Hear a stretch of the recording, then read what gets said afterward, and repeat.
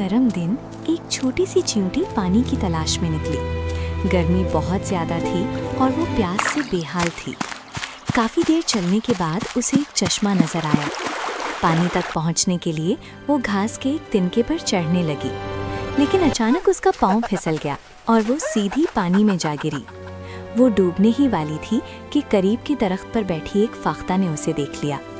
फाख्ता ने फौरन एक पत्ता तोड़ा और पानी में चींटी के करीब गिरा दिया। चींटी ने हिम्मत की, पत्ते पर चढ़ गई और कुछ ही देर में किनारे तक पहुंच गई। वो महफूज थी। मगर कहानी यहाँ खत्म नहीं होती।